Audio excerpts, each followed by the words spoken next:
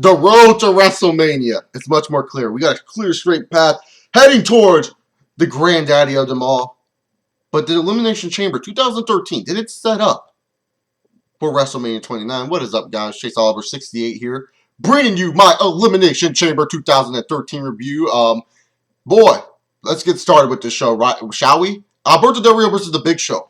I'm not gonna lie, this match was actually pretty damn good. I actually enjoyed this match a lot. I love the storytelling involved in this match. Some of the moments were just crazy to see, and I love the strategic style of wrestling that they had in this match. This was actually a pretty damn well thought out good match.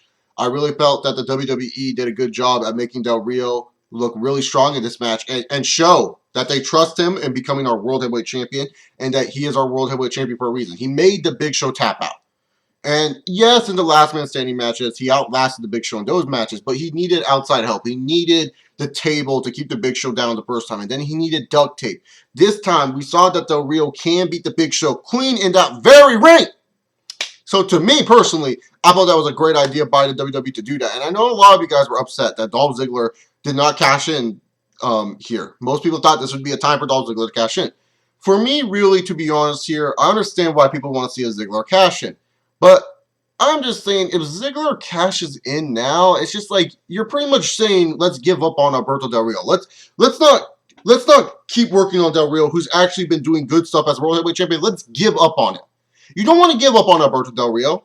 To me, giving up on Alberto Del Rio so soon into his World Heavyweight title reign is like what they did with the WWE Championship. They gave him the WWE title, and then he ended up just being a transitional champion. No, I'm tired of seeing transitional champions in the WWE.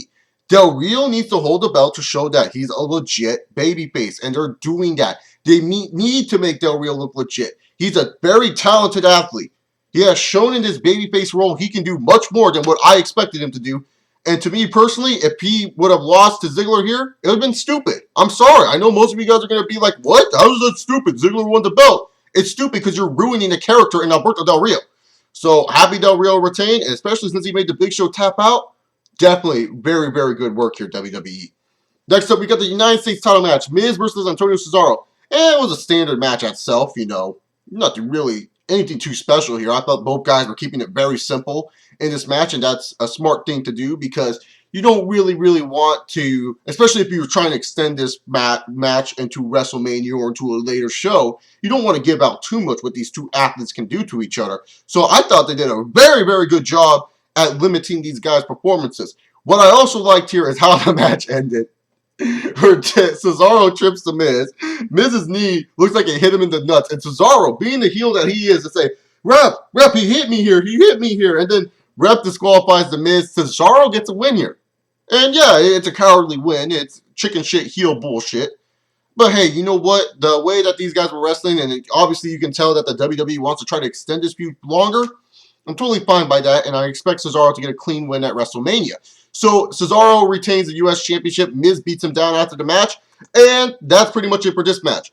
All right, so we got the Elimination Chamber match. Before the match itself, Kane and Daniel Bryan, of course, doing their usual Kane and Daniel Bryan theme, but that wasn't really important. Now, for the Chamber matches, I really haven't reviewed much Chamber matches. I believe this is going to be like my first Chamber match I'm going to review on this channel. I could be 100% wrong, but for the Elimination Chamber matches, I'm just going to talk about the highlights for me in this match and talk about what I liked in this match. Jericho versus Daniel Bryan starting off was a good way to start off. Definitely got the crowd hyped up. Definitely got, you know, other Chamber participants hyped up. I really thought that was a good way to start the match. And what the hell is going on with my hair? There we go. It was just bugging me, guys. Sorry. But Daniel Bryan and Chris Jericho starting off was a good way. I really liked how the Chamber participants go. Jack Swagger, he went a long way in this match. And we're not going to spoil because I'm still talking about the match itself, but he went a long way in this match. Randy Orton himself looked tremendous as always. I mean, you're not going to get me to bash Randy Orton on this show, baby. But he looked tremendous as always. Kane and Daniel Bryan had a little funny spot in the match. I really felt that they kind of rushed it, though. I kind of wish that they were still working together even when Orton came in.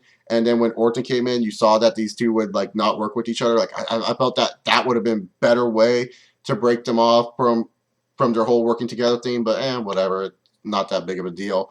But the best part was when everyone was laid out in the ring, and you just see Mark Henry in his fucking cage, and you know this Bam is gonna fuck shit up. You knew Mark Henry was gonna come in there and fuck shit up. You knew that it was just going to be like Mark Henry coming in and tearing everyone's assholes into shreds. And that's what Mark Henry did. He came into the ring. He destroyed Daniel Bryan. Then he destroyed Kane. He destroyed Randy Orton. He destroyed Chris Jericho. Eliminated Bryan. Then he eliminated Kane. He threw Orton through a pod chamber. I know this is not an exact order, but I'm just telling you what he did to show they were showing nothing can stop Mark Henry. Like Chris Jericho and Jack Swagger, they had to work together to even injure this man, but yet Mark Henry kept on getting back and took down both of those men. Then afterwards, they had it all lined up where Mark Henry looked like he was going to put a finishing touch on Jericho and Swagger, but then Mark Henry, he misses, his slant, his body splash attack, I believe he was trying to do, and Swagger hits his big boot, Jericho hits his code breaker, and Randy Orton hits RKO, and Henry gets eliminated. It took 3 people to eliminate Mark Henry, and then instead of Mark Henry just fucking leaving this match, Mark Henry was like, no, I don't give a fuck. Ain't nobody here is going to stop me. Mark Henry comes and decimates everyone in the chamber, gives them all world's strongest slams, pretty much resetting the match, pretty much saying, hey, now everything is on level grounds. Now all these superstars have been damaged by the world's strongest slam, so we can't really say, oh, well, this superstar only won because, he didn't get world's strongest slam. No, everyone got world's strongest slam, so almost everything's on level ground, and the only way Mark Henry was stopping this madness, all the referees couldn't stop him, was because his boss came out there. And Mark Henry, he wants to keep his contract. He doesn't want to lose his contract. He wants to make sure he's a world heavyweight champion. He doesn't want to fuck with his boss. So what Mark Henry do? He walks away. Brilliant booking in this match. Just amazing stuff. And so we get Swagger, Orton, and Jericho in this match. And so Randy Orton and Chris Jericho pretty much do the final sequence, which was pretty fucking brilliant, if you ask me. I really did love that final sequence. And Orton ends up getting the RKO. And all of a sudden, Swagger out of nowhere, roll-ups, 1, 2, 3, and Jack Swagger wins and is going to WrestleMania. And the thing is this. I really do feel this is the most brilliant thing WWE is doing with Jack Swagger. As much as I would prefer Mark Henry to face Alberto Del Rio, you got to put it this way. It's something new and something fresh. It's something we have not seen in the WWE. Jack Swagger versus Alberto Del Rio feud. And especially with Jack Swagger's new gimmick, talking about America and the history of America, it almost is going to be breaking boundaries. And you may have people cheering for Jack Swagger at WrestleMania just because he's American. And you will have Mexicans cheer Alberto Del Rio just because he's Mexican. And it almost has that international flavor type of feel like the Olympics has when your country represents you. Brilliant fucking shit. I love it. Way to think outside of the box, WWE. Here I was telling people that, I'm not really excited for Elimination Chamber because it's going to be predictable bullshit. This was not predictable at all. This was genius. I love unpredictability in professional wrestling. Yeah, people are going to be like, oh, Chris Jericho should have won. Why? Why does Chris Jericho need to wrestle Alberto Del Rio? It's not going to help Del Rio anything. Jericho's not going to bring anything different. Yeah, would it be a better match? Yeah, so what? It ain't going to bring anything different. And Jericho's still feuding with Dolph. I want Randy Orton to win. Of course, I would love to see Randy Orton win. But I even said on the podcast, I do not want to see Orton Del Rio again. I don't want to see it again. I don't give a shit if Orton's turning heel. He can turn heel in many different ways. But in all honesty here, I'm very happy that Swagger won, mainly because I feel we're finally getting something new and fresh. We're getting something different. Yeah, I know most people don't like Jack Swagger. I'm particularly not a fan of Jack Swagger. I'm not. And you see me praising this move. You see me saying that I am happy that they did this move right here. Mainly because, people were telling me, oh, Jack Swagger's too rushed at getting the WWE title match. And then I just say to myself, all right, guys. So Kane wasn't too rushed back in 2009, 2010 when he won the SmackDown Money in the Bank. And Kane won the SmackDown Money in the Bank and cashed it in the same night. And Kane wasn't really doing anything at all. So was that too rushed? Daniel Bryan. SmackDown Money in the Bank when it wasn't doing shit, losing to Wade Barrett on a lot of pay-per-views. He cashes in on Big Show. And you don't think that was rushing him? CM Punk, prime example number 1. You guys won't admit it. But I say through the lines. CM Punk in 2011 wasn't really doing shit. He was losing to many pay-per-view matches. Yeah, he got a couple of TV wins here, but he wasn't really doing shit. You wouldn't really think CM Punk is going to be a guy to main event the pay-per-view. And all of a sudden he beats Rey Mysterio out of capital fucking punishment. He cuts one great promo and 1 month span. Jack Swagger and Alberto Del Rio have a whole month and a half to make this work. Give it a chance. Stop being so negative just because you don't like a certain superstar. You gotta understand. You have to give shit a chance. I even said I'm not a Jack Swagger fan. I am not the hugest Alberto Del Rio mark out there. I'm not like a super fan of either of these two superstars, but I am excited to see what they're going to do. Why? It's something new and different. It's unpredictable as fuck. It could be something like WrestleMania 7. It could break, cultural boundaries, just like the Olympics, America versus Mexico. I'm excited for this shit. I am not gonna lie. I am very excited for this shit. And you guys don't have to be excited, but I'm trying to understand I'm trying to tell you guys that there's a rhyme and a reason behind everything. And sometimes most of y'all just need to sit down and kind of, open your minds more. Instead of being so closed in this negative, bubble, open your minds more and see what could happen in the landscape of the WWE. Pretty much I talked on about that. So Jack Swagger won. Like I said, brilliant job of here. I think it's a brilliant job. You guys don't need to agree with me, but I think it's a brilliant job. Very good chamber match too. I really loved how they used almost every guy in this match. Up next was the 6-man tag, The Shield versus John Cena, Ryback, and Sheamus. Great match. I knew this was going to be a good match. I thought they should have made this like a hardcore match, like I said in the podcast, that they should make this a hardcore match. But great match. I thought this was an awesome match that they did. For a tag team match, that is. It wasn't like, oh my god, 5-star, but it was a good match. It's a match that you're going to enjoy. And just never ends. To amaze me how stupid the WWE can be sometimes. It just pisses me off. I'm sorry.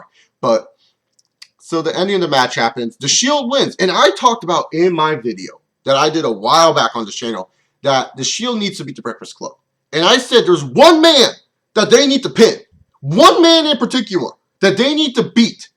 And that is John fucking Cena. But no. You know who they decide to get the pinfall here? You know who they decide to lose this match? The fucking guy that is fucking over. The dude that is getting Beat Me More chance throughout the whole fucking match. Ryback takes a job here. You fucking kidding me? Fucking bullshit. Stupid as hell. Why does Ryback have to take the fall here? And everyone's like, oh, well, the Shield won. You should be happy. I am happy the Shield won. But Ryback takes the fall and not Cena? And a lot of people may not understand why I'm pissed off about this. Understand this. This is the situation. You have 3 future stars in the fucking Shield. You have the creme de la whatever bullshit that they call it. The top man, the dude himself, John Cena, the guy. You have Sheamus, who is also a star in his own right. And you have Ryback, who is just like the Shield, a rising star.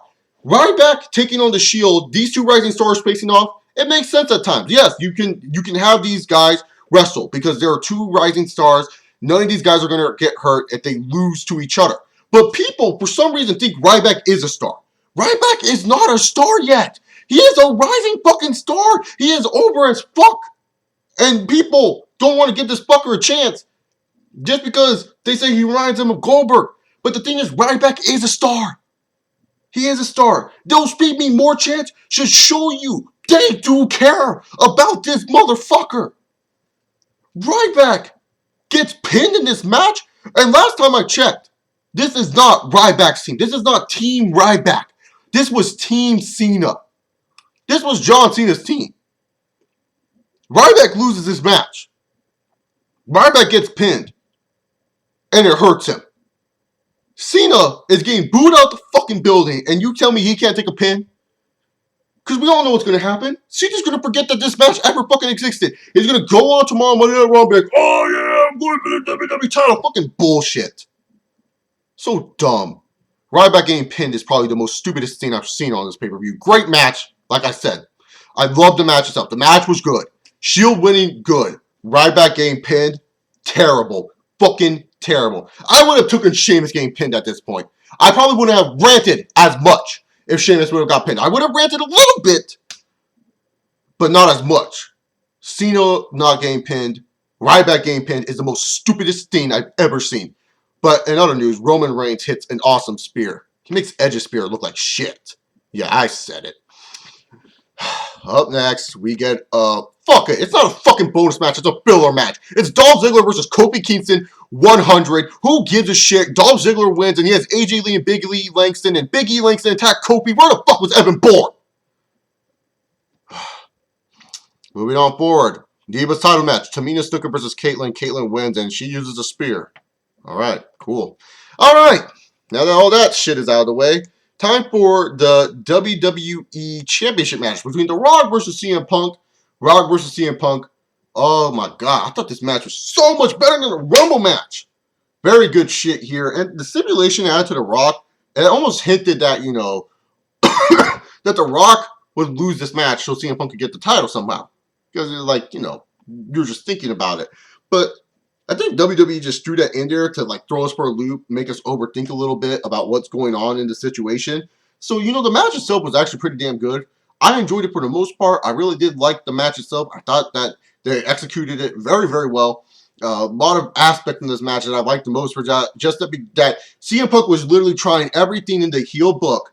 It felt like a classic, you know, heel trying to beat the ultimate babyface. He was trying everything in the heel book to win this matchup. He was trying everything in this heel book to win this matchup. Yet he was this close, but couldn't cut it. Because in the end, good guys always prevail. Good guys somehow always win the match. And that's what happened with The Rock. It felt like a classic, you know, I don't know, hero story, classic WWE back in the day matchup where Hulk Hogan would always win in those certain type of situations. I don't think Punk was hurt in this at all. And if people say that, they're idiots because he kicked out of 2 rock bottoms and a people's elbow. Like, what the, like, no, was it like 1 rock bottom, people's elbow? It like took 2 rock bottoms and a people's elbow to finish him. So he's not really hurt. And in all honesty, I thought Punk looked good in this match. I thought The Rock looked good in this match. I didn't like the referee bumps all that much. I thought that they might DQ The Rock because of that.